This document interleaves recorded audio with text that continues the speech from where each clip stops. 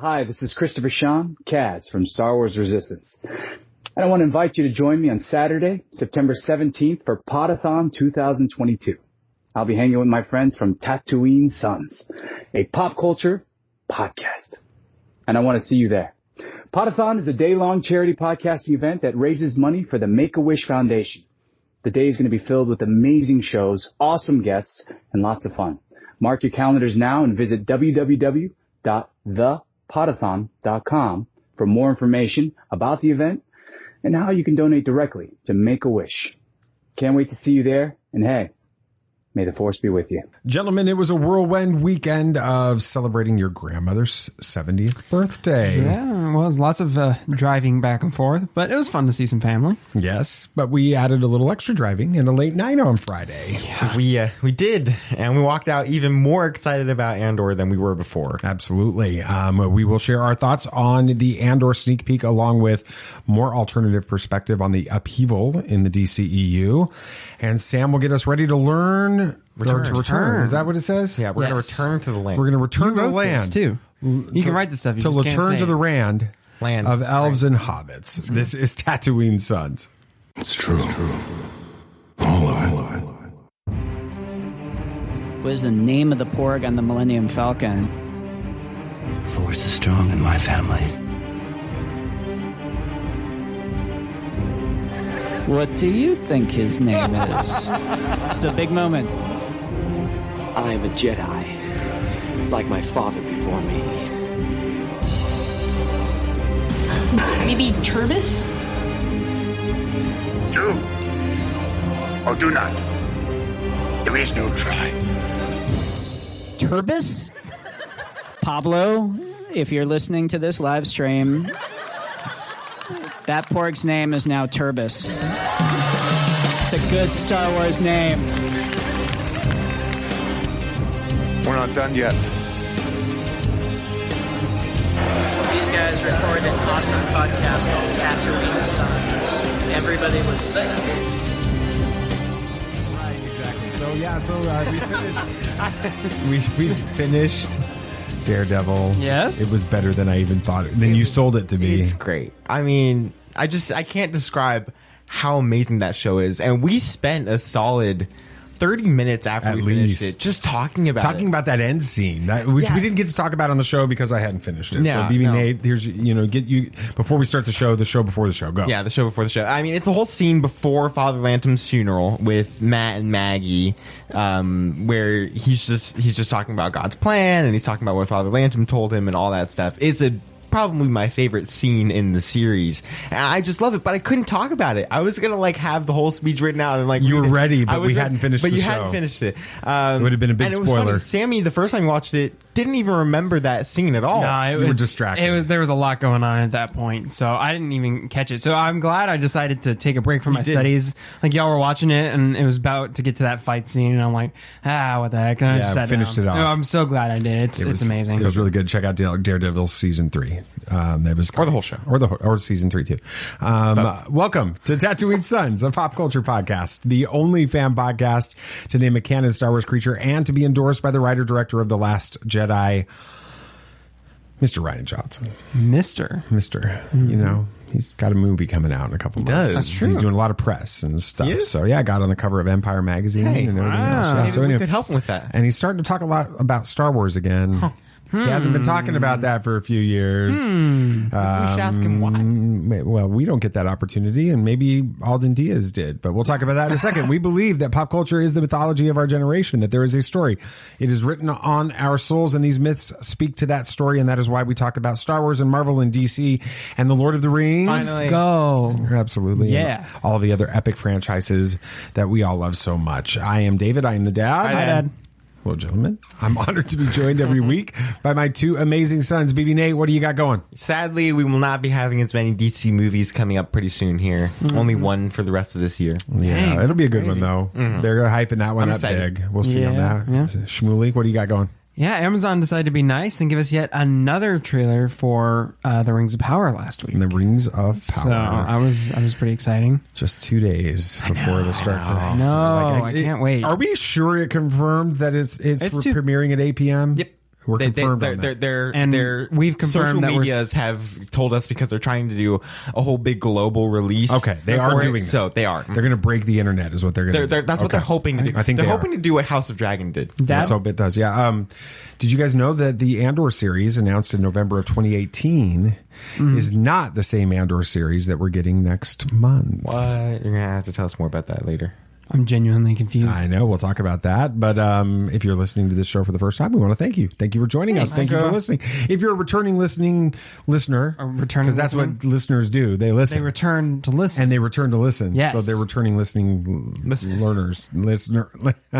Wow, you're having a tough time today. Get the words out today. Thank you for listening to the show. Please follow the show on whatever podcast app that you are currently listening to us, because you're a listener that's listening.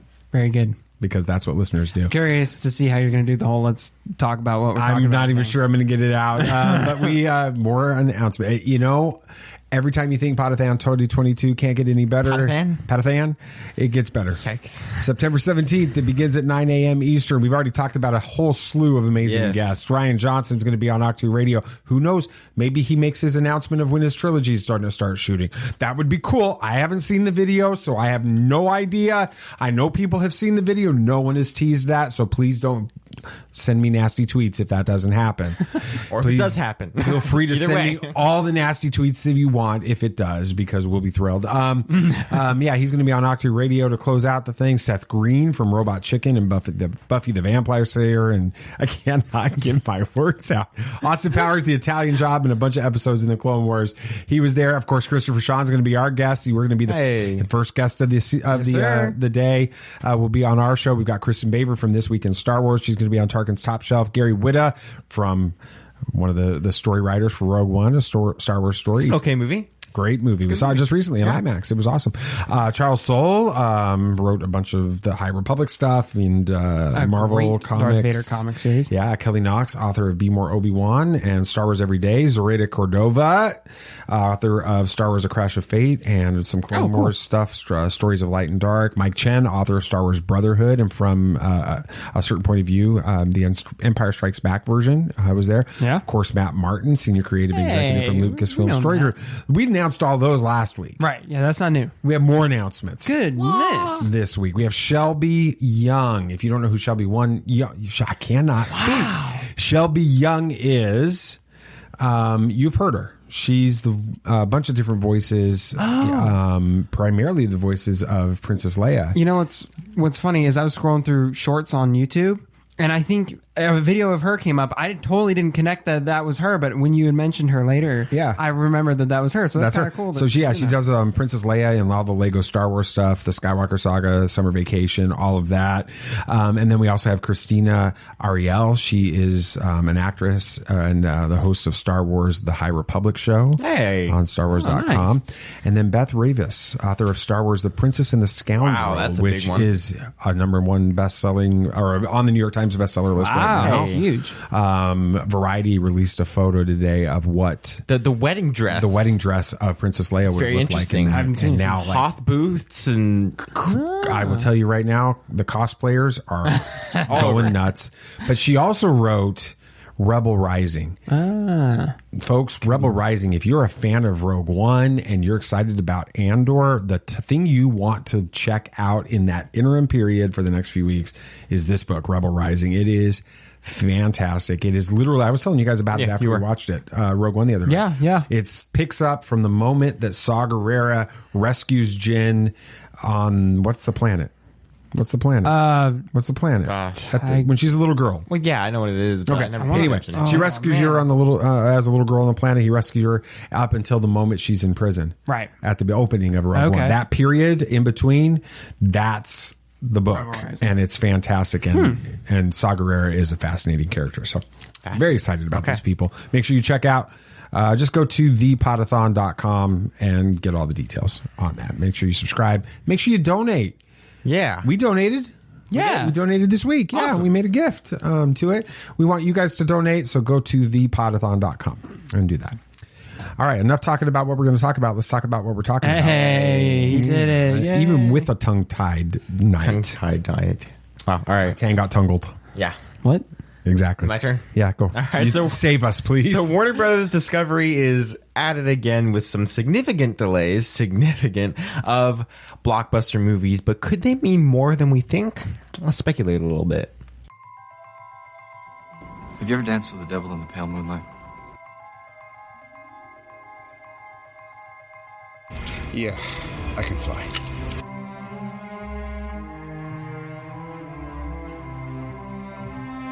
I'm here to fight for truth and justice in the American way.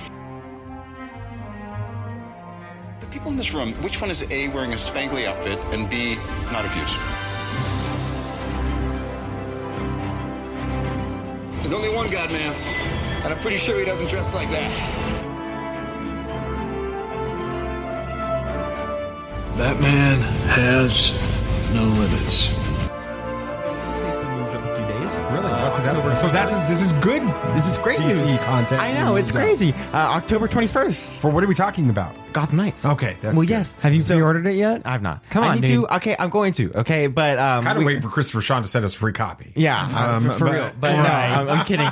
But we also got some confirmation on a few of the other villains. We have Harley Quinn, Mr. Freeze, and Clayface are going to be some of the villains in there. Yeah, Clayface is definitely the actor version of himself. He's referencing movies and stuff That's like cool. that. Interesting. So it's super exciting. And you guys have got me into the, what was it, Batman? Unburied. Unburied. And Spotify. What do you think? Did you guys not know that was Sam Witwer? I did. Witwer? You didn't? That was the Harvester? Yeah. Nope. Wow. Yeah, it was Sam Witwer. No Yeah, clue. I listened. I was finishing eating breakfast and it was letting the credits play and it said Sam Witwer and I'm like, what? And so I listened. What episode are you on? I think I'm. Better not say episode at 7. I'm past 7, I think. Dang it! Yeah, so I need to finish it, but I don't like sit down and listen to audio dramas. All right, we need to talk about some of the stuff that we're supposed to talk about. Yeah, so Warner Brothers Discovery has delayed more DC stuff. They've also moved a couple movies that were supposed to be HBO Max exclusives to theaters. So they're definitely keeping their promise of focusing on theatrical, which is good for them. That's exciting, but we're not here to talk about that. We're here DC. Shazam! Fury of the Gods is now delayed till March 17th of 2023. So for my birthday week? Yes, but that's where Aquaman was going to be, so they just wanted to move it to your birthday week. That's better for me. Yes. It was delayed to not conflict with Avatar 2 and Black Panther 2, since it wouldn't get any IMAX screens or premium formats, and the director really kind of didn't want that. But at least that's fair. That's the excuse that was given. So makes sense to me. But Dad, could be maybe something else. I don't know. Dad, this is kind of your DC movie. Are you sad to see it delayed? Will it be a Christmas movie anymore? No, it wasn't supposed to be a Christmas movie. I know, but it was going to be released during Christmas. So. Yeah, it was. But the first one was a Christmas movie that wasn't released at Christmas. Yes, exactly. So it doesn't really matter. Mm-hmm. What? Exactly. Am I disappointed? Kinda, but there's so much coming on at the end of this year, and the rationale that they used at least makes good sense. And now, as I kind of said while you were explaining the date, that's my birthday. So, I mean, we'll go before my birthday, but we'll go opening night. Yeah, but we'll go probably the 16th. Now, the real question is, do you think Mom will go to see this? I do. She did see the first one. She likes Shazam. She enjoyed the first one. She enjoys Shazam. So I think she'll go there. She likes Zachary Levi. She likes the Shazam movie. She likes the family aspect. Yeah, I think she'll enjoy it. But Sam, do you think it was a good idea to delay it with all the stuff coming up? I do. While it's a big movie and I'm excited for it, and Shazam 1 got pretty good. It did pretty good. It was received pretty well. It would not be able to compete well up against Black Panther 2 and Avatar 2. I mean, those are going to have a way bigger draw at this point. So I think this was a good choice. You bring it back a little bit and let it have its own time to shine. Much like Top Gun Maverick.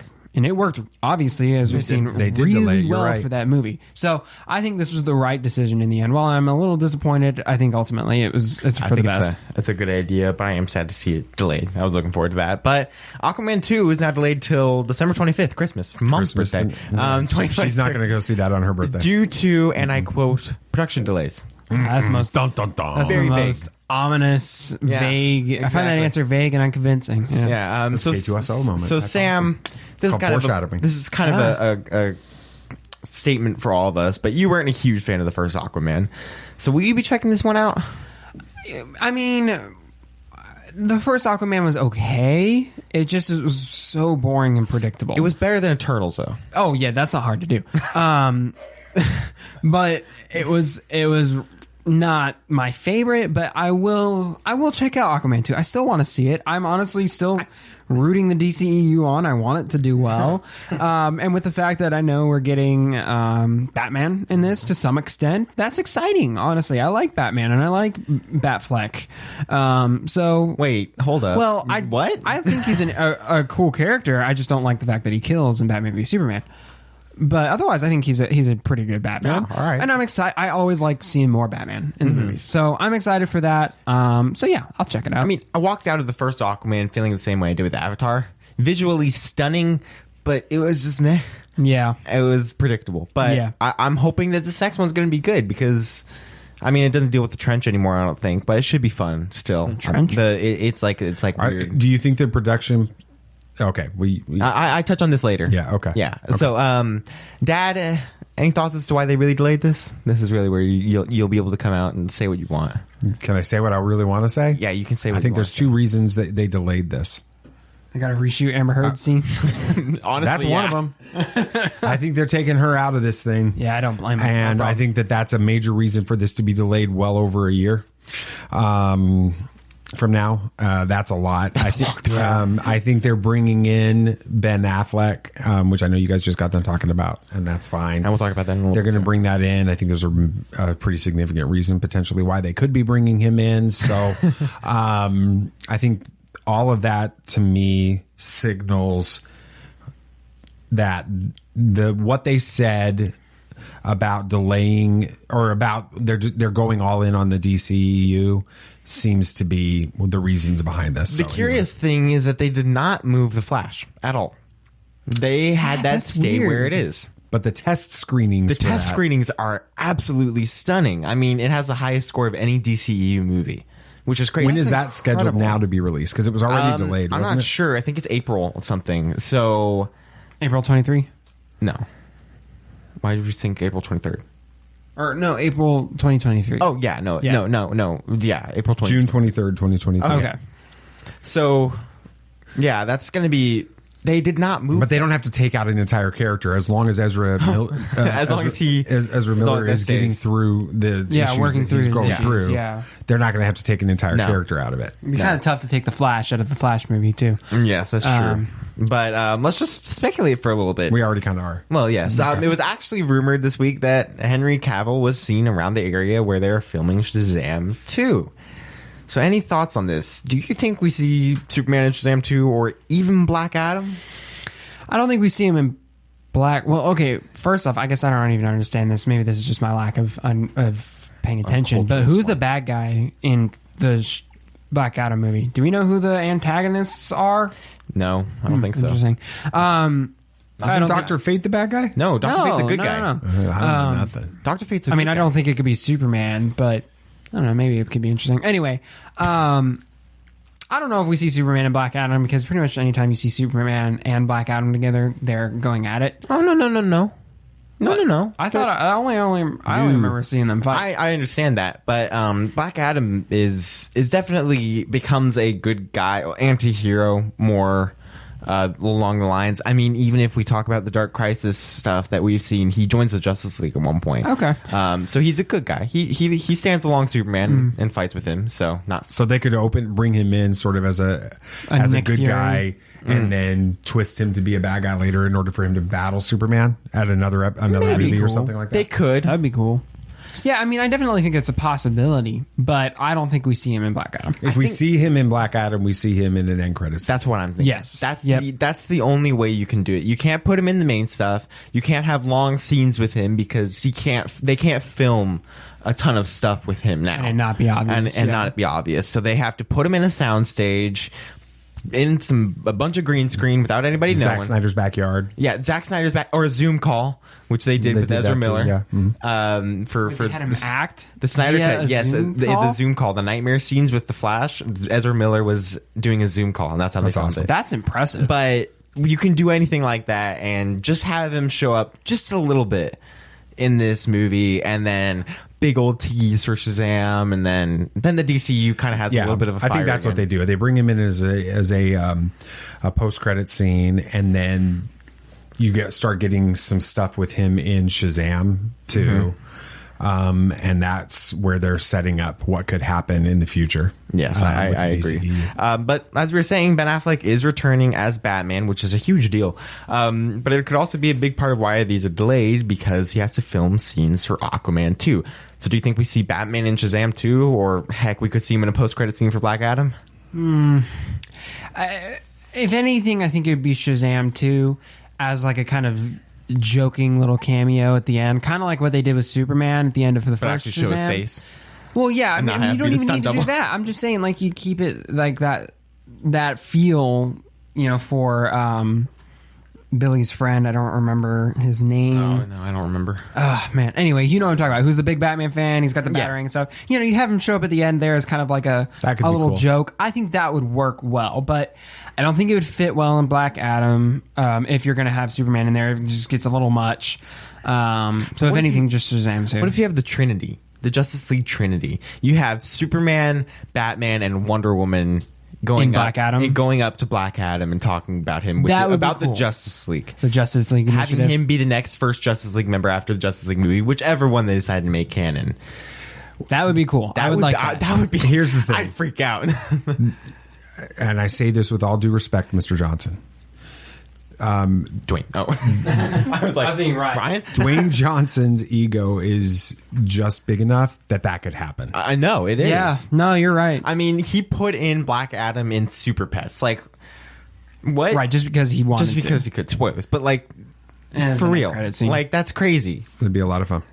Yeah, I don't know. So more? What about, I mean, there's so much other stuff that's going on right now in the Warner Brothers thing. Didn't they cancel that Cape Crusader? No. It's don't being believe shopped. It's being shopped to other people. It's still in production. Studios, don't believe all those clickbait articles, because they're really taking advantage of that. It's still in production right now. It's just the 3 places that are looking at it are Hulu, Apple TV Plus, and Netflix right now. Okay, yeah, it'll end up on one of those. No, I'm talking about who is it? Dan Lin that they're talking about? Yeah, he might become the owner and the head of DC and the films, the Kevin Feige of DC, and that's not a bad thing. He did the Sherlock Holmes movies. He worked on those. Those are great movies. And he was going to do the Justice League. I forget what the name of it was going to be, but Justice League Mortal, I think is what it was. Live action movie that had a lot of great names in it, and it honestly looked really good. But then it was chopped, and he loves DC, and he's like, I never got to work on a DC He said film. This is the one that got away. And so he decided to work on Lego Batman movie as his DC film, because he's like, I just wanted to have a fun DC film. He's like, I'd love to work on more. So I like this guy. He wants to work with DC. He knows what he's doing. He has a love and a passion for it. He knows what he's doing with movies. He's done it for a long time, and I feel like he knows how we could finally have the DCEU back. I think having one person that loves the DC universe that can come in there and guide the ship is going to be what they need to do. And I do think that what they told us 4 weeks ago or so now, that Warner Brothers is going to go all in on DC, is the reason behind these things. They know they've got one shot to get these things right. They're not getting another chance. They have to get it correct, and that's what they're deciding to do. And then bringing in Dan Lin as part of that is going to be a big part of it. So, any final crazy speculation on what else we could see in Flash or Black Adam or Shazam or Aquaman? And I think that's all. I think it'd be cool if in the Flash somehow they brought in a Terry McGinnis somehow. That would be cool. Kind of Michael Uslan sort of suggested that that's a possibility. Yeah. He talked about how Michael Keaton could play a great old Bruce, the old Bruce Wayne. So from he's playing old Bruce Beyond. I think somehow just briefly you see a Terry McGinnis, a live action Batman Beyond. That'd be pretty freaking cool. I think you throw a lot Christian of Bale, cameo. Ooh, that'd be too many. I think that my only concern with the DCEU going forward is the multiverse itself. Yeah. But the thing is you can't have, like, you can have Marvel, like they showed for 10 years without the multiverse. You could always have Marvel without the multiverse. You can't with DC. It is such an important aspect of the storylines and everything. Like, there are characters consistently on other Earths. Comic lines are taking place on other Earths consistently. Like, it's a big deal. Yeah, and so you can't do it. And I feel like introducing it early is a good idea. I think introducing it with the Flash is the best way to do it because he, the whole Speed Force and everything works. Well, and then we didn't even talk about the fact that Matt Reeves has basically been given carte blanche. He is. Yeah, that's really encouraging. He has a first look deal with Warner Brothers for I think like 10 years or something like that. Wow. So that means he's going to be making a lot, and so that means TV shows and films and all that. He's expressed that he really wants to continue this Batman story, right? Yes, he does. This Batman universe is something that's going to continue. It is. Well, good, because it made them a lot of money, and it will make them a lot more. And it was a good story. It was awesome. Let's watch it again. All right. I agree. Okay. All right, so I guess we just have to wait and see what happens with DC now. But overall, I am hopeful. That's the right word. For the future of DC and Warner Brothers Discovery. Very good. Good segment. Good segment, BB Nate. You did a good job. All right. Well, it's time for another look at a random article on Wikipedia. The algorithm didn't do the Suns any favors. Oh, great. This week. This is not going to go the way you think. All right. So if you're new to the show, or maybe not new to the show, maybe you feel like getting a sense of deja vu. It's deja vu. Yeah. Maybe you've already recorded this segment, but it didn't record it, and then had to come up with a whole new item for it. Yeah, because we already knew the answer. And not only did you have to come up with a whole new item for it, which was a great discussion, by the way, guys. You guys It was did a good good job on the last one. Maybe we'll bring that back sometime. Somehow. But you had to make it match up with what happened at the end of the last segment when you teased this. Oh, yeah. Ah, yeah. So that was a challenge. So we'll see how this works. But here's how it works, all right? I give a description of something I found on Wikipedia after hitting the random article button. And then these guys make an argument for whether they think it's canon or legends and why. Mm-hmm. Okay, the why is going to be really critical on this one. Okay. We're ready. And I've got to be really careful because there's not much more I can say about this than the title. Okay. Oh, the title. That's all we get. The item itself. Oh, gosh. Wow. Not a lot to go off of. Star Wars Project Porg. Okay, wasn't this a VR game? Okay, I'm going to let you guys go. Huh? I could have sworn that we had a Porg VR game at one point called Project Porg. That sounds... What would you do? Was it like you took care of a Porg? It was a Tamagotchi pet, but a Porg. Oh my gosh, I remember that now. You're right. But was it Project Porg? I feel like it was. I think it was. But I don't remember if it was canon or not. That's the key.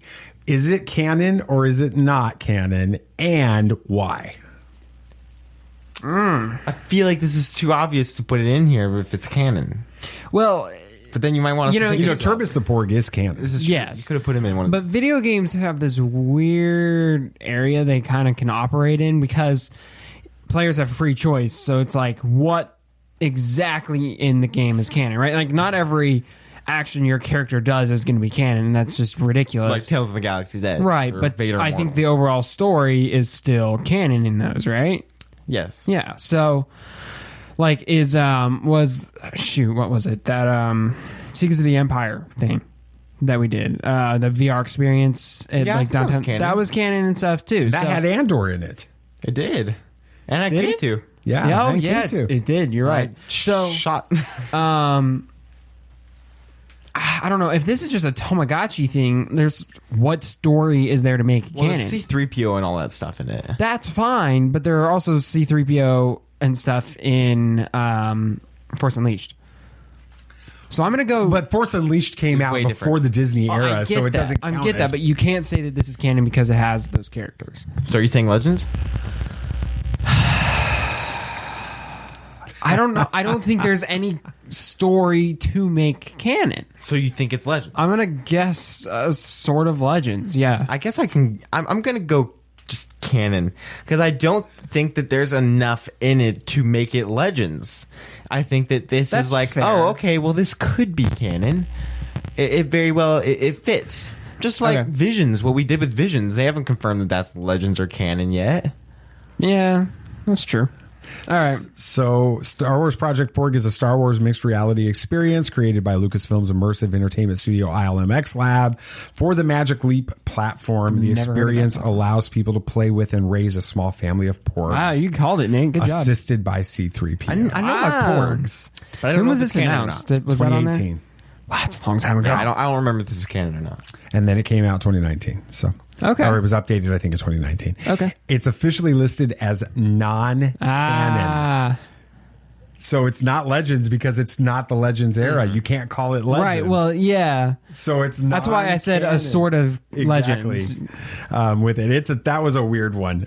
With it in the experience, C-3PO drops off a baby Porg, much like an old school Tamagotchi or Neopet. You can take care of the Porg, play fetch, feed it, and help it raise baby Porgs too. Gosh, and yes, there is a laser pointer, and apparently Porgs love to chase laser pointers. Okay, why as don't much I as cats. have this? Yeah, I know, right? Amazing. That's so How cool. much is a magic leaps? I bet you can get it pretty cheap now. I'm doing it as the technology has changed for it. Yeah. Well, that was a interesting one. For sure. A surprisingly pleasant twist of the Force. Yes. Yeah. With that. All right, Sam. That's me. You've been waiting for years.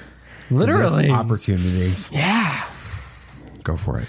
Well, Amazon dropped a new trailer about a week ago for The Rings of Power, and we haven't gotten a good chance to talk about it yet. So what better time to remedy that than just before the series' release this week? Be on your guard. There are older and fouler things than orcs in the deep places of the world. All right, then, keep your secrets.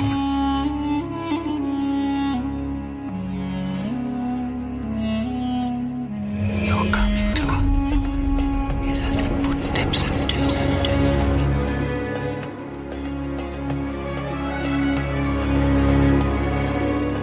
There are many magic rings in this world, Bilbo Baggins, and none of them should be used lightly.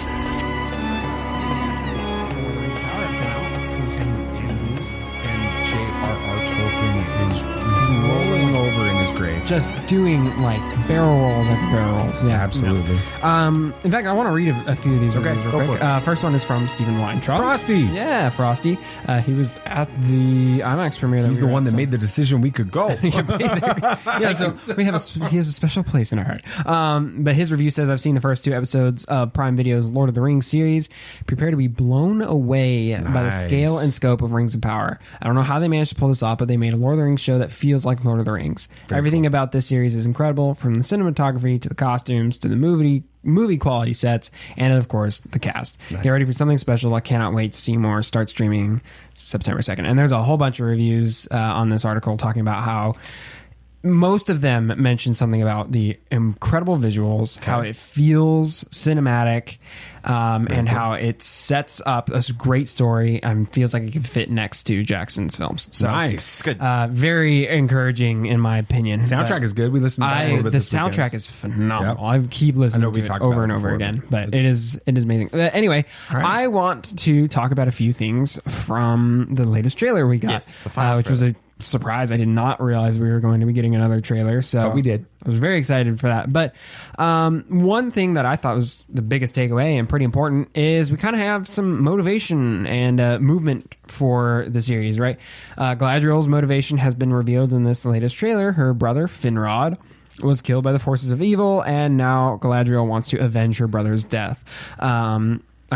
There's a lot of me quoting from an article here in this. And it's all Collider. And it's all Collider because they had a great article. And they're awesome. I wanted to give them credit. Sometimes. So, most of the time. Most of the time. But they said, in the source material, Finrod dueled with Sauron himself and ultimately died in Sauron's fortress of Tolingoroth. All right. Yeah. You know, Tolkien and his weird names. So, and then the battle scene in the trailer, which has been a part of a number of the promos before, is likely the Dagor Bragollach or the Battle of Sudden Flame, when Morgoth struck with rivers of fire from the fortress of Thangordrim. Man, I did this stuff, but you can't say it. I did this to myself, so I can't be upset at anyone. And sent forth the first of the great dragons of Middle Earth. Finrod was nearly killed in this battle, but was saved by a mortal man, Barahir. In gratitude, he gave Barahir his personal ring, which ended up being passed on from generation to generation until it ended up in the hands of Barahir's descendant, Aragorn, and became a sign of nobility of his lineage, which I thought was very interesting. The ring he wears on his pinky? And I think so. It's got a little pinky ring. But I think so. Yeah. Now, what do you guys think of the fact that Galadriel seems to be the main character of the series? I think there was some rumors going around that it was going to be Nori, was it Brandyfoot? No. But now it's pretty much confirmed that it's Galadriel. And what do you think of her motivation? Makes sense, and I like it. It works. The whole evil in her fighting it, and her fighting it for many, many years, and kind of just exhausting herself. And even Elrond's like, you need to chill out for a little bit. You've been going a lot. But no, she seems great. I mean, she seemed like how she was in the books before Lord of the Rings and The Hobbit. She's a warrior, and that's what Tolkien wanted her to be. And so that really works well. I'm super excited to see it. I cannot wait. She's gonna be a great character. She's such a central character, especially in the Fellowship of the Ring. Yeah. Like, there's this moment where you're like, there's so much more to this character than we're getting in this. Everyone's thoughts on her, the battle between the elves and dwarves, all of these types of things are critical. So I feel like this is going to add so much more depth to the character we get in the Jackson movies as a result of it. So I'm totally okay with that. Yeah, I think I'm excited about it. Do you think that they keep this same story, or roughly this same story, for her brother Finrod?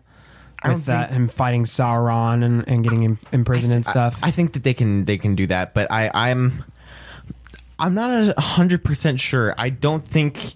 I mean, we see him killed in battle. We actually don't see him killed. Well, I watched it. He's dead. No, well, you see him dead later, but in the battle, he looks like he's almost being pushed and carried away by a bunch of orcs. But yeah, so, we see him dead later on. No, he dies, yes. And that's the motivation for Galadriel to fight evil. Right. I mean, it kind of just all makes sense. They could just be doing some good old misdirection like they do in basically every trailer. But I'm not 100% sure that that'll be it. But I feel like there is a good chance that we will see the whole Barahir stuff and the Aragorn and everything, so...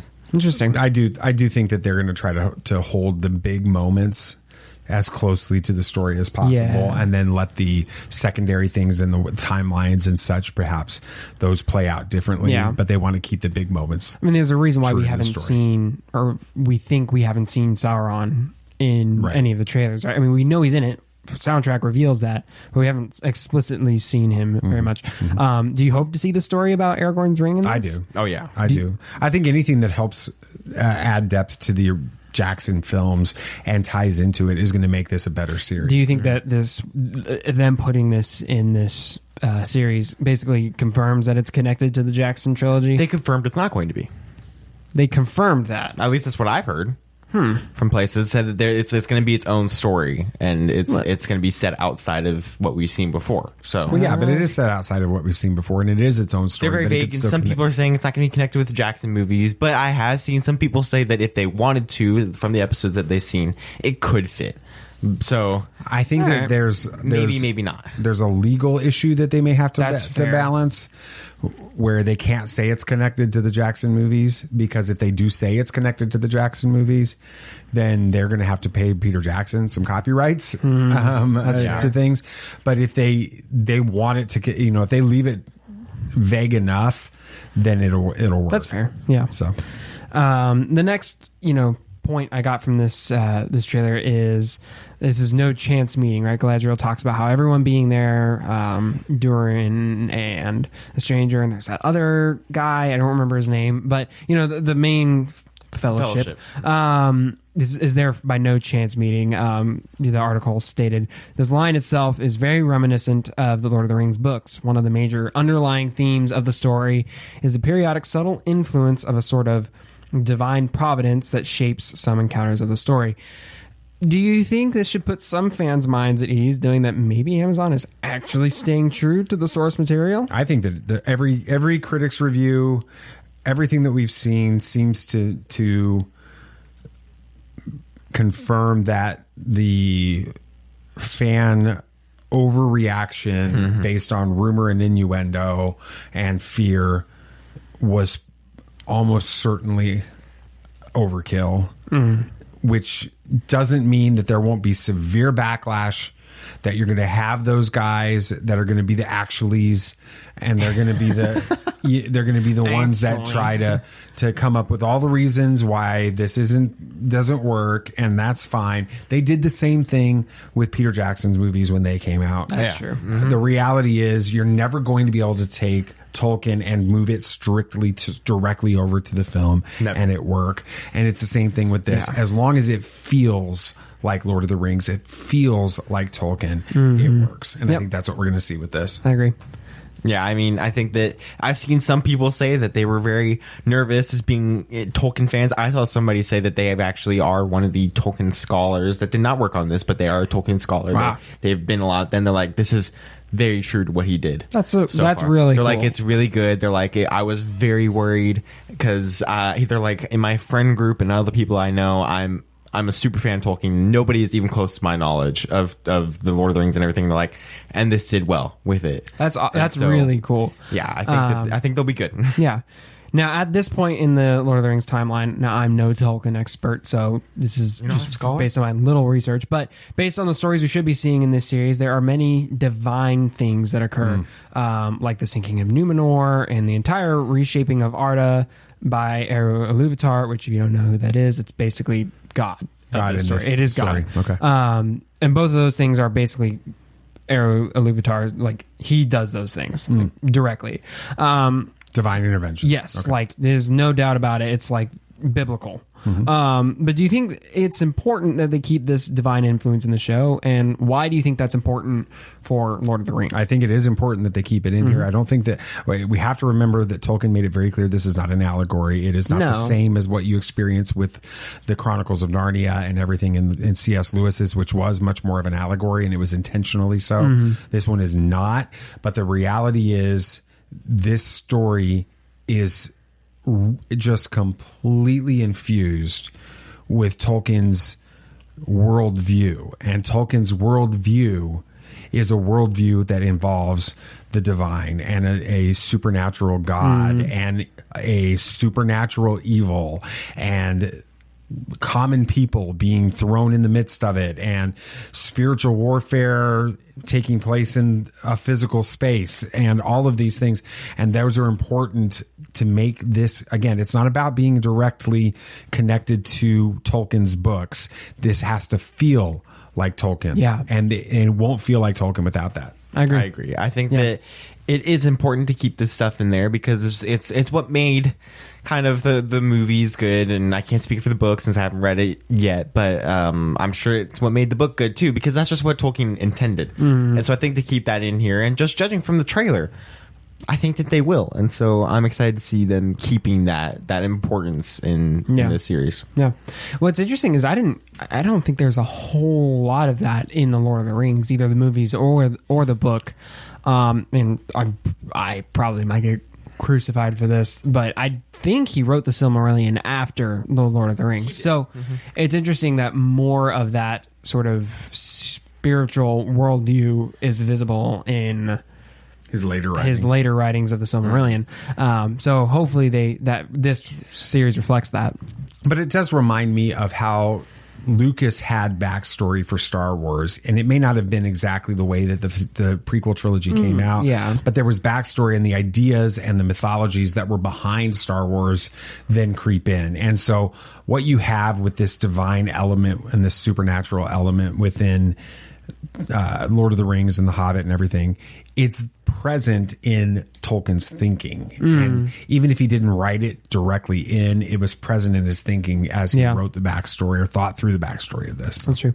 Last little point I want to talk about is the stranger is only getting stranger. We get a little bit more of this character in the trailer.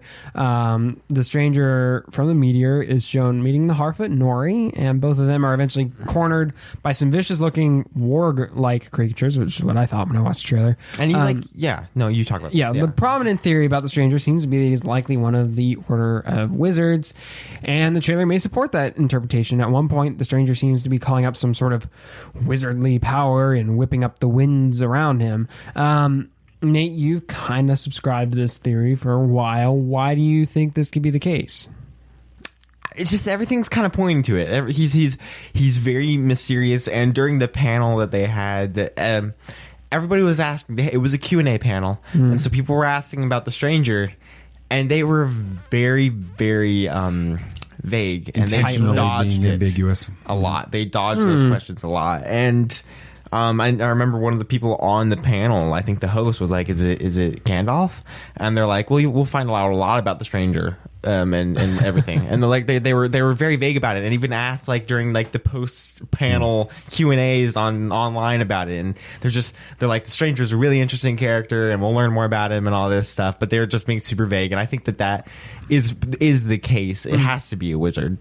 Yeah, Dad, what do you think this character? I have no idea, because I'm not even sure I know who the stranger is in the trailers. He's the kind of homeless looking dude with like the okay. I haven't, you'd recognize him if you saw him. I haven't analyzed these trailers like you guys have. I've watched them each like once or twice, so I'm not familiar. I'm sort of kind of going into this trying to be as unspoiled, uninfluenced as possible with it. So I'm hoping that, you know, even these conversations, I mean, this is the danger of having a podcast, right? Yeah. Right. You know, I mean, I don't get to be, I'm not blaming you guys, but I don't get to be surprised by that idea that it could be Gandalf. I'm kind of hoping that it is, because I'd love for that to be Gandalf. But at the same time, I'm trying not to go in like deciding what I want it to be. Yeah. In my head canon, I don't actually think it's Gandalf. I think because I'm pretty sure if I remember correctly in the Silmarillion and stuff, the Maiar, which are these creatures, took the form of wise old men to be more kind of like trusting. You know, people would trust a wise old man's advice more than young. Yeah, but he's not Gandalf old. He's a little older than Dad. Love you, Dad. I'm sorry. It was right there. But I don't think they age. So it would feel weird. So maybe they just age slowly, because this is like 2,000 years or something. They're basically angels. You realize that, right? I know, but still. All right. Well, before, you know, this is kind of Tatooine Sons tradition. Before a series, show, movie, whatever comes out, our podcast before we give predictions, sure to go wrong, where we go off the rails or maybe not so off the rails with what we expect to see in the whatever the media is. So okay, I want to get your guys' predictions. This is going to be hard for me because I haven't dove into it's going to be even hard for me too. Probably a good thing. So I'm curious to see what y'all come up with. I'm not sure. It's difficult because there's a lot that, like I said, there's a lot we don't know about this series. It's set 2,000 years before or something like that, before The Hobbit. I mean, that's something, and I haven't even read the books, which I need to. But I'm not 100% sure of what could happen in this series. I know that I am sure we will be getting a lot of, I think we will be seeing Morgoth a lot, more than we expect. I think that we'll be seeing that. I'm excited, and I think the big part is the creation of Balrog is going to be a huge part of this. Now that's the you shall not pass. Yeah. Yes. Morgoth is basically basically Satan. Yeah. He's Sauron studied under Morgoth. And I'm sure, I have a feeling that's either going to be at the end or something, because Numenor is a huge deal in this season. So that has to be at the end, like the whole Morgoth stuff dealing with Numenor and all that. So I think it's going to be a big deal, and I think we're going to be surprised by who it is and what it is and all that. I'm interested. Yeah, this is predictions sure to go wrong, right? Yes. Okay, I'm gonna predict that at some point in season 1, probably either it opens this way or it ends this way. Okay, you can only do it that way for this to work. You're going to get an old version of Samwise Gamgee, played by Sean Astin, telling this story to his children. That would be pretty cool. I would love that. You can't, though, because it's not related to Jackson's films. That's going to be the big secret. They don't want that. They're being so secretive about this that they can't even connect it to the story, because if they do that, then it may tease that happens. So I feel like that either has to happen at the beginning of the series or the end of the series. Yeah, something that's like exactly that. what. Okay. That's end of the season. Okay, yeah, but you understand that. No, I get your point. Yeah, I like that a lot. I think that's good. Where that's how they connect it. Yeah, I like that. What about you? You know, I put this on the thing, and I didn't think of my own little prediction. Sure to go wrong. I know. Man, I really do want to see some of the incredibly like massive battles that are told in the Silmarillion and stuff. I mean, the end of, I think it's the War of Wrath, which is what it opens up on. It ends by, I think it's oh my gosh, the name just completely Elrond. I think it's his dad like sacrifices himself and kills this massive black dragon. That's it. I mean, That'd be cool. Think Smaug, but like way bigger and way worse. Wow. I want to see some of those grandiose biblical stories that have been told. Epics. Yeah. I want to see some of that in this series, which I don't think it's too crazy. No, I think you can pretty much expect to see something pretty epic in this. So, but Rings of Power releases this Thursday. I, for one, am so excited. Much like Dad thinking he may never get Star Wars after the release of Episode 6, I never thought I would get more Lord of the Rings. So I can't wait to see more of Tolkien's works make their way to the big-ish screen. It's going to be good. Yes. I agree. There are some countries that they're actually showing the first 2 episodes in theaters. No, same here. They're showing it here. Are you serious? We're just not in our area. It's an hour and a half away is the closest one. That's it? When are they doing it? August 31st. Thursday night? Or Wednesday night? Yeah, it's at the Cinemark. I think you have to be a member, but I mean, we can get a membership. We can become a member. All right. I mean, so Wednesday night, I don't It's have a free class. screening. I don't have class till like early that day. So yeah, no, we can make it work. Yeah, you get the screening and like a $10 combo. We'll talk about this offline. Maybe they're trying to make this happen. All right. Good job, Samuel Hutt. Thank you. Good job, Samuel. You did a good job. I feel like I need to read some. I need to actually at least read The Lord of the Rings at some point. I feel like to be an Same actual here. fan, you know? Well, I'm glad you like enjoyed imposter syndrome. The films. That's okay. You know what? You're a fan, however your fandom expresses itself, and I think that's Exactly. important. We aren't gatekeeping fandom here. With this. We don't do that, right? With it, the actualies will. All right, we're heading back to the movies this weekend to see 2 all-time greats, and just so you know, you should take total advantage of Saturday's $3 tickets 100%. for National Movie Day. At last we will reveal ourselves to the Jedi. At last we will have revenge. All right, for newish releases this week. Newish, Yeah, newish. new to me. All right. Spider-Man No Way Home, the more fun stuff version. I like the title. Yes, me too. You okay over there? This new version of the film includes nearly 15 minutes worth of deleted scenes that weren't even included in the production's home release this past April, including a scene where Andrew Garfield's Peter 3 tells Tobey Maguire's Peter 2, "We should do this again," to which Maguire replies, "You got it." Is that foreshadowing? Are they coming back? Are we getting a Spider-Verse? Let's hope. The director is John Watts. The cast is Tom Holland, Zendaya, and Benedict Cumberbatch. I've heard of those people. Studios, Marvel Studios. In I think we partnership were with there Sony. when they walked the red carpet for this. I think so. I think so. Feels weird to say that. It does. All right. It is rated PG-13 for sequences of action, violence, some language, and brief suggestive comments. Yeah, we're going. Yeah, we're going. We already got our tickets. All right. This next one, Jaws. That looks good too. That's a classic. It is. All right. When a killer shark unleashes chaos on a beach community off Cape Cod, it's up to a local sheriff, a marine biologist, and an old seafarer to hunt the beast down. The director is the genius Steven Spielberg. That's right. The cast is Roy Scheider, Robert Shaw, and Richard Dreyfuss. The studio is Universal. It is rated PG. We're going. We got tickets. Yeah. Why does the name Richard Dreyfuss sound so familiar? Mr. Holland's Opus, American Graffiti, Close Encounters of the Third Kind, and we saw his panel at Pensacon. The old guy. Yeah, that would do it. That's him. Cool. And a bunch of other really good. Yeah. ones. He's a genius. All right. What about Bob? Yeah. That's a classic. Yeah. For movie news, $3 tickets nationwide on Saturday, September 3rd. So Go go see to No Way the Home. movies. Go Yeah. see Jaws. Go see those. Any format. So you can go to IMAX. Any format, 3D. You could go see Jaws in IMAX, then turn around, spend $3 more and go see Jaws in 3D. And then go see Spider-Man No Way Home. Have right. a date at the theaters. For trailers, Weird Al the Yankee. For $9, Weird, that's less than one ticket in most I know. cases. Yeah, Weird Yeah, the that's Al pretty Yankovic story. Yeah. Didn't watch the trailer. Yeah. I'm curious. I'm watch it though. It's free. Daniel You Radcliffe. didn't watch any of these trailers, did you? No, I watched Empire of Light. Did you? What'd you think It was about it? It's weird. Yeah. It's weird. It's a good director, Sam Mendes. He did Skyfall in 1917. Yeah, those are good. So, Spectre, one of those. I think they're both actually. So, I mean, it could be good, and we'll just have to wait and see. Right. For box office results, this was still. It was a terrible weekend for the movies. It was bad. The Invitation. I mean, I've never seen, and all the time that we've been doing this segment, we've never seen anything close to The this. Invitation's opening weekend made $7 million. Yikes! I'm sorry. Bullet Train made $5 million, which.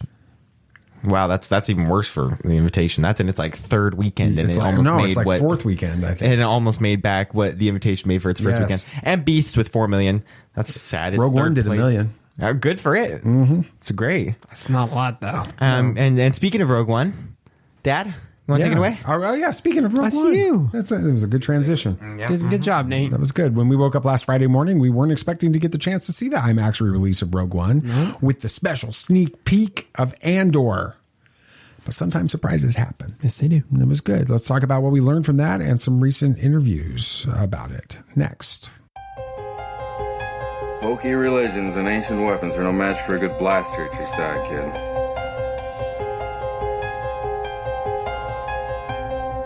Rebellions are built on hope. Force is with me, and I am with the Force.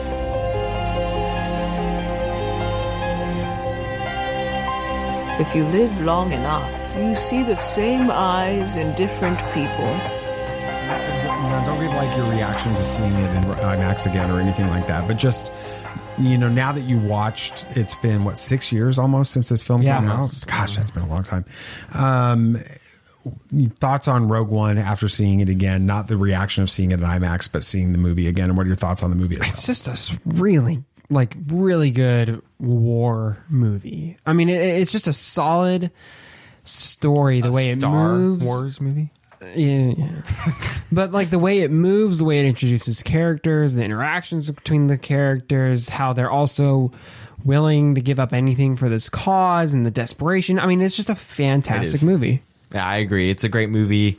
Like we said, I mean, seeing it again now, I love it more than I did when I first saw it. It's just, I really do enjoy this movie. I think it's well done, even though it went through all of the problems in its production with the reshoots and the changing and all that stuff. I think Bodhi's a fantastic character that they added in basically during the reshoots.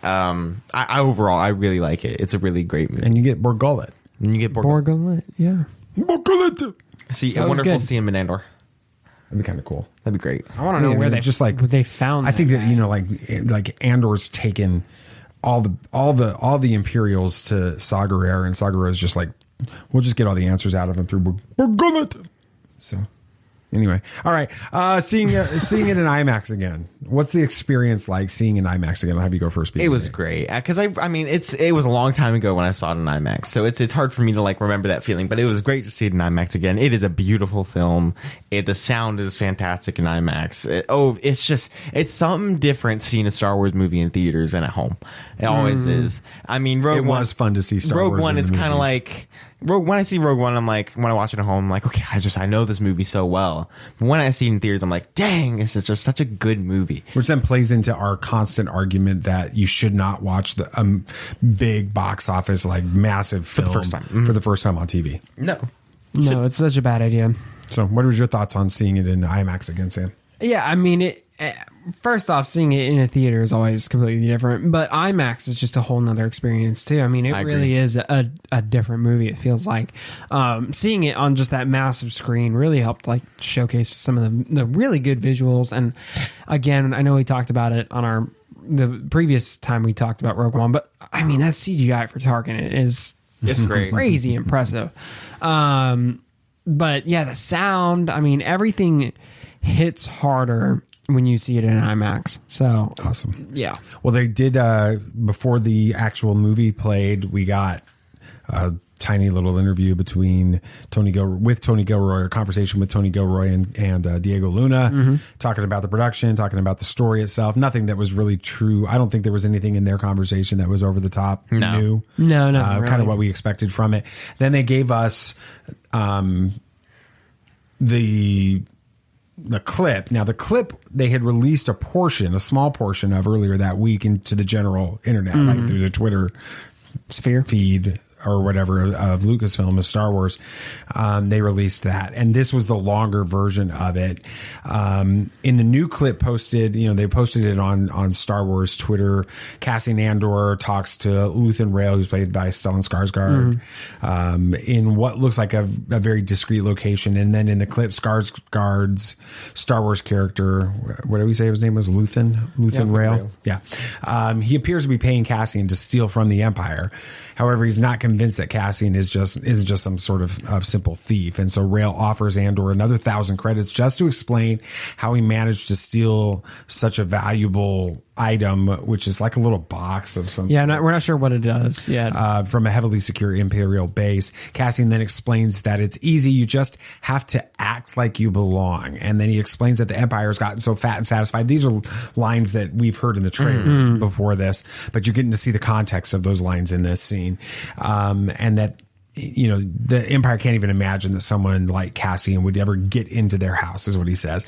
And then in the theater, when we saw the preview, the scene cuts away and then comes back to an extended battle sequence in that same location with some Imperial soldiers or something like that. They look like a police force more than it's kind of not weird. Stormtroopers, or anything like that. And then Andor continues to risk his life to recover the item that he was trying to sell to Rael, and that was basically the scene, right? Was there anything else that happened that I missed? No, that's about it. Okay. Well, Luthien talks about how he knew Andor's dad. Oh, that's right. He does. Yeah. So, and that really triggered Andor. It did. So that was right before it cut. Some backstory is there. Yeah. So there's a connection between Rael and Andor's family, or backstory of some sort with it. What did you think about the whole scene, especially the extended version that we got to see?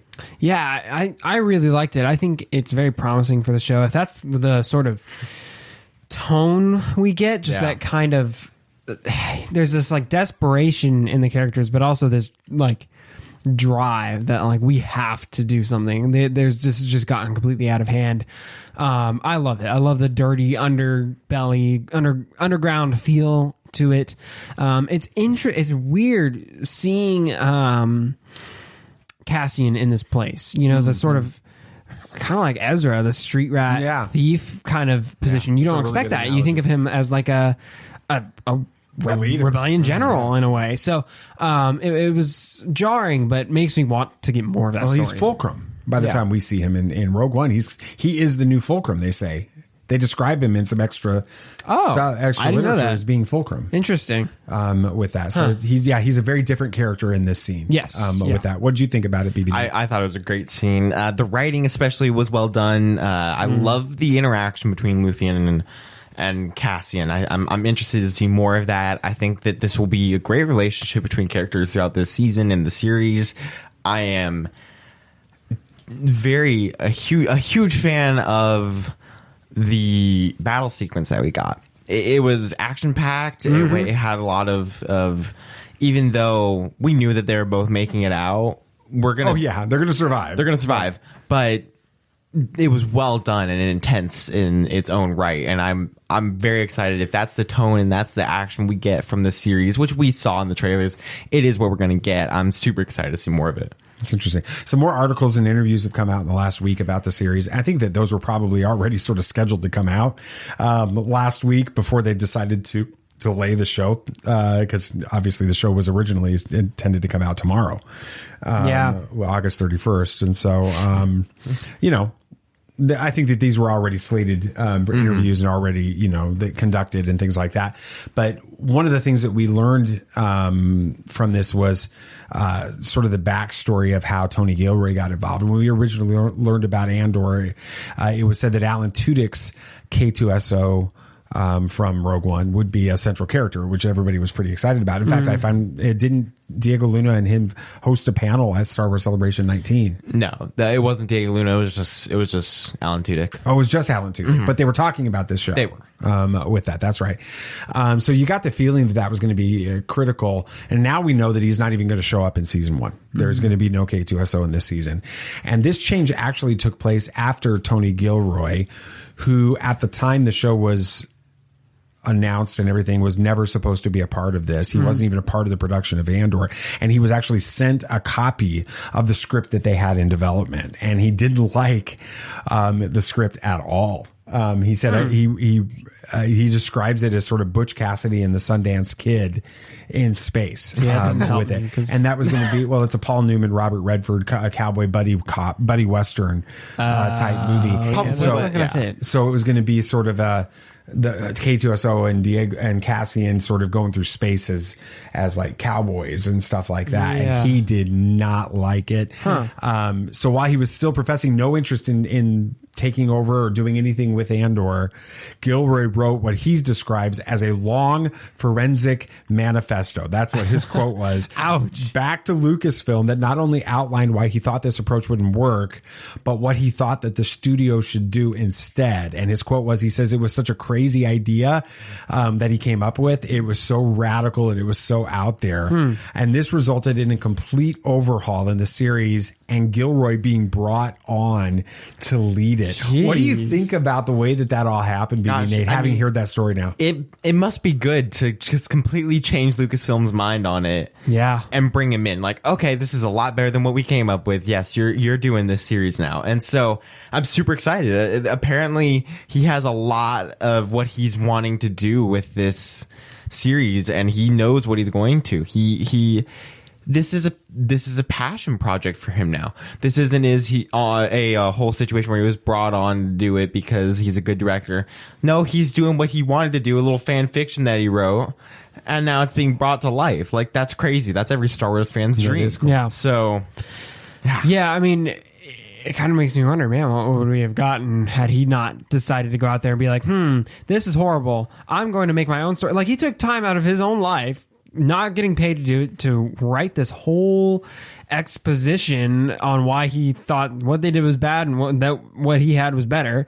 What would we be getting if that were the case? It is crazy to think about that. So, but I'm glad he did. I mean, from what we're seeing, it looks phenomenal. So it's a lot better that happens on the very front end of something than kind of what happened with Rogue One, or especially what happened with Solo: A Star Wars Story, where in the middle of production they had to change everything, bring in a new director, new writers, all of that. They sort of had that happen in Rogue One, but it was more behind the scenes with that.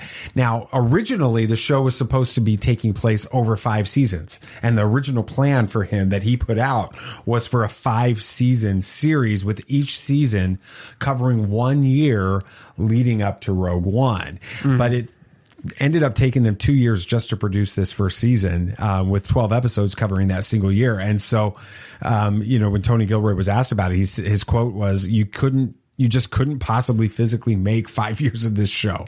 He says, I mean, Diego would be like 65. I'd be in a nursing home. We were panicked. We can't sign on to this forever. And so they made some changes. It was decided then to condense the remaining 4 years into one remaining season. So season 2 is going to be condensed dramatically with this. And they've already announced this. It's already beginning filming in November for that, which was fun being at Celebration because they hadn't told the crew.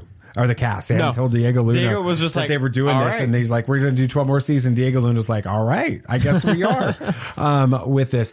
Now, each of these 4 years that are remaining in the story are going to be condensed into 3-episode arcs with it, which is very similar to what we're used to as fans of like what happens in the Clone Wars animated series. You get those 3-episode arcs with that. In fact, Boris Kidd, who's a writer for The Hollywood Reporter, then went on to share that he was told that the events of the final arc, those final 3 episodes, literally lead directly into the events of Rogue One. That's what do you think exciting. About that? That's really exciting. I like how they're kind of keeping with the Rogue One theme. Rogue One led right up to episode 4.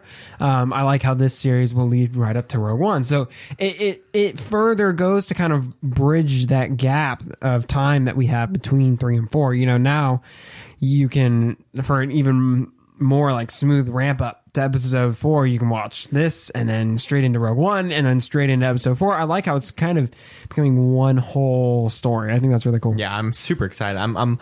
I don't know how it will feel to have 4 years condensed into 12 episodes, or a whole year condensed into a 3-episode arc. That might be a little dangerous since they decided to take their time with the first year. As long as they don't have a droid arc, we should be okay. No, we could have a droid arc. We're probably going to get a droid arc, a K2SO arc. But with that, I'm overall really excited. I have faith that they will do everything right with this show, and they know what they're doing. They're confident, and I know that Tony Gilroy is very excited to do this, and we know he's a good director. We love the Bourne movies. So phenomenal movies. We know he knows what he's doing. So I think we should have faith in it. Yeah, it's going to be good. They've said also, Tony Gilroy this week said that this is designed, the way that he wrote this story was designed to be an entry point for new Star Wars fans. Interesting. To be so not tied to the Skywalkers, so not tied to the mythology and the Force and all of the backstories and all of those things that we as fans crave so much because we're so steeped in the story with it. I mean, we have a segment on here called Is it Canon or Legend? You know, I mean, so that's not the way we are. But for people that are looking, they're trying to bring into the Star Wars universe, this is designed to be the most real scenario story that they could put together, which then you connect them with the story and the characters and those types of things. And like you were saying, Sam, you go in from that straight into Rogue One, which then introduces the Death Star, introduces Tarkin, introduces Vader, introduces the Force, talks about the Emperor. Exactly. Then you can take them into Star Wars, the original film, or A New Hope. Yeah. And then you've got these people engaged in the Skywalker saga at that point. I think it could be really interesting. It's Star Wars now. It's going to be what Star Wars is. It's going to be following the events leading up to A New Hope and building on that, which Rogue One did so fantastic. Absolutely. It's going to be a lot of fun. You know, this week's dad moment was a little bit different. So we'll see how it plays out. I am your father. All right. So throughout this week's entire show, we focused on 3 major franchises. Star Wars, of course, the DCEU and everything going on with that. And then the Lord of the Rings with it. What's interesting about all 3 of these topics is that they illustrate one of the most famous Yoda-isms in history. I'm not going to try to do it today as Yoda. Thank you. I'm tired and I don't think I can do it right. So anyway, difficult to see, always in motion is the future. After Luke Skywalker had his vision of Han and Leia on Cloud City, he asked the Jedi Master if the danger his friends were facing could be stopped. And Yoda told his young apprentice that the future is uncertain and it can't be predicted. His advice would probably be good for us to heed with this week's topics. The DCEU is in what appears to be chaos. Lots of hot takes are being thrown around about it.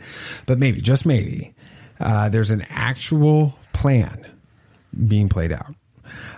Fans absolutely lost their minds over things like unbearded female dwarves in the Rings of Power. Coming out without waiting to actually see the show before rushing to judgment. And then, of course, with the Andor series, what was announced while we sat in the parking lot of Lucasfilm in November of 2018 isn't the same Andor that we're getting in a few weeks. The lesson behind all of this is that the future is unpredictable. And because of this, it's usually best to hold our expectations very loosely and let things play out a bit before jumping to conclusions. It's a good idea. With it. As far as tying up the segment here, Andor is just a little more than 3 weeks away until we get that special 3-episode release. Are you skipping school that day? What day is it? September 21st. What day of the week is that? I think it's Thursday. Oh, yeah. Yeah, skip school. Okay. Yeah, skip easy. school. Not work. Nah. We'll just watch. Yeah, it's fine. We'll watch some Star Wars. Yeah, BB Nate, I'll good talk to me. Mom into letting you skip school. Thank you. Because you homeschool. And Right. you can get your school done before he wakes up in most cases. Anyway, it seems from what I can tell, Lucasfilm has a lot of confidence in what they're giving us. So I can't wait to see it for ourselves. Yes, sir. All right. I think that'll do it for that. Anything else you guys want to talk about? Anything else? Yeah, She-Hulk Attorney at Law Easter egg teases Wolverine joining the I think they're MCU. trying to tie it all together. They're bringing him in. They're just doing it slowly. It's going to happen. That's going to be good. All right, BB Nate. The Rock shares imposing new image of Dr. Fate. Yeah, did you I like think it? It was cool. Yeah, it was cool. It was Dr. like Fate does look pretty cool. he's a good guy. Awesome. He is a good guy. I thought He's he was like Doctor Strange. I thought he was a villain. No, he's a good guy. He's like Doctor Strange. One of his hosts is a mixed Christian. So Really? he's a good guy. Okay, with- It's like Doctor Strange and Moon Knight. very cool. Yes. Bad Batch Season 2 is confirmed to be releasing on September 28th, which means it will release during the second week of episodes of Andor the same day. Huh. Any chance it's going to connect? No, I don't think that so. we see a tiny young Andor at some point With like Omega. with Omega? That'd be kind of cool. That'd be kinda I could see it. interesting. I don't know. I wouldn't mind it. It would make a lot of the delays and changes and things make sense. That's true. Yeah. With that. All right. That's going to do it for this week. Thank you so much for listening to Tatooine Sons, a pop culture podcast. Yes, if you had a good time listening, it would be awesome if you could share this with your friends. Yeah, please share. Please. And of course, the show is only a small part of the Tatooine Sons world, so be sure to like us on Facebook and follow us on Twitter. and join our Facebook discussion group to get in on all of the action and keep up to date with everything we've got going on too at TatooineSons.com. That's right. And don't forget to follow the show on your favorite podcast app so you don't miss our next episode. And then please give us a review on Apple Podcasts and Spotify or whatever podcast you app. Exactly what they said. With that, I was just thinking about the fact that I was heartbroken this week when I found out that we no longer had 5 stars on Spotify. Ouch. We have 4.9. Somebody gave us a bad rating, and you don't get reviews, so you don't even know who they are, what they did, or what you did wrong. That's sad. So if you were one of those people that gave us a less than 5-star review on Spotify, Twitter, DM me and let me know. We're not mad. We genuinely, we just want to know how to improve. We're just disappointed. Okay. That's not it. That's not exactly what we just want to know how we can do better. Yeah. That's the whole point of reviews. Absolutely. So. Anything else you guys would like to say? May the force be with you. May the force be with you. May the force be with you always. This party's over. I like that Wookiee. Don't get technical with me.